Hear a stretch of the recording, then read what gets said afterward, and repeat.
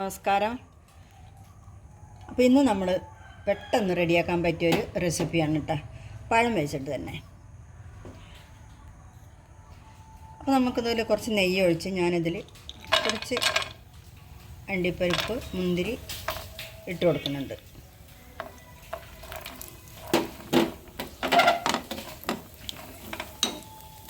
ഇതിൻ്റെ കൂടെ തന്നെ നമുക്ക് മുന്തിരി ഇട്ട് കൊടുക്കാം.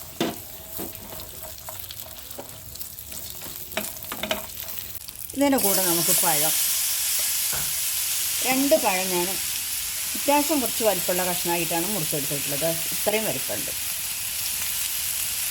ഇത് നമുക്കൊന്ന് വഴറ്റിയെടുക്കാം.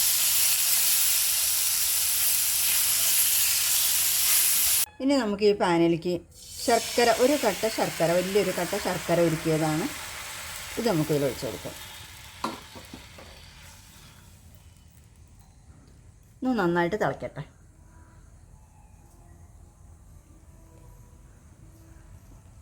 ഇപ്പോൾ നമ്മൾ ശർക്കരപ്പാനി നന്നായിട്ട് തിളച്ചിട്ടുണ്ട്. തിളച്ചെന്നല്ല, നന്നായിട്ട് ഒരുവിധം കുറുകിയിട്ടുണ്ട്. ഇതിലേക്ക് നമുക്ക് തേങ്ങ ഇട്ട് കൊടുക്കാം. ഇനി ഇതിലേക്ക് നമുക്ക് കുറച്ച് ഏലക്കപ്പൊടി, പഞ്ചസാര കൂട്ടി പൊടിച്ചതാണ്, ഇത് ചേർത്ത് കൊടുക്കുക, ചെറുതായൊരു ഫ്ലേവർ കിട്ടാനായിട്ട്.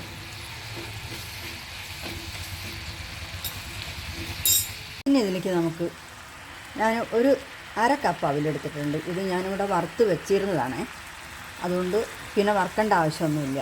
വറുക്കാതെ തന്നെ നമുക്കിതിൽ ചേർത്ത് കൊടുക്കാം, വറുക്കണം എന്നൊന്നുമില്ല. അപ്പോൾ ഇത് ഞാനിതിൽ ചേർത്ത് കൊടുക്കുന്നുണ്ട്.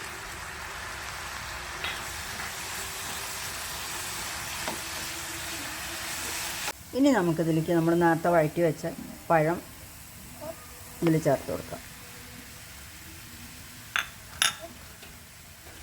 അതേ, നമുക്കിതിലുള്ള വെള്ളമൊക്കെ നന്നായിട്ട് വളർന്ന് കിട്ടിയിട്ടുണ്ട്. ഇനി നമുക്കിത് ഫ്ലെയിം ഓഫ് ചെയ്ത് പ്ലേറ്റിലേക്ക് മാറ്റാം. അപ്പോൾ അതേ, നമ്മളെ പഴം മിക്സ് റെഡി ആയിട്ടുണ്ട്.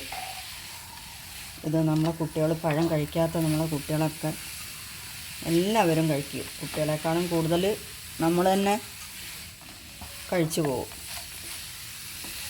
ഇത് ഫ്രിഡ്ജിൽ വെച്ച് 2-3 ദിവസമൊക്കെ നമുക്ക് എടുത്ത് കഴിക്കാം. പെട്ടെന്ന് കുട്ടികൾക്ക് റെഡിയാക്കി കൊടുക്കാനോ, നമ്മുടെ വീട്ടിൽ വിരുന്നേരൊക്കെ വരുമ്പോഴും ഒക്കെ നമുക്ക് പെട്ടെന്ന് ബേക്കറി ഒന്നും വേണ്ട, ഇതൊക്കെ കൊടുത്താൽ മതി. പെട്ടെന്ന് റെഡിയാക്കി എടുക്കാൻ പറ്റിയതാണ്.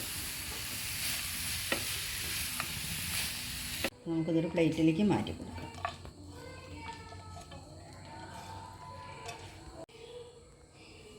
അത് നമ്മളെ പഴം റെഡി ആയിട്ടുണ്ട്, പഴം മിക്സ് റെഡി ആയിട്ടുണ്ട്. അപ്പോൾ നമ്മുടെ വീഡിയോ ഇഷ്ടമാവുകയാണെങ്കിൽ എല്ലാവരും നമ്മളെ വീഡിയോയ്ക്ക് ഒന്ന് സബ്സ്ക്രൈബ് ചെയ്യണം, ബെല്ലൈക്കൺ പ്രസ് ചെയ്യുക, ഷെയർ ചെയ്യുക, ലൈക്ക് ചെയ്യുക, കമൻറ്റ് ചെയ്യുക.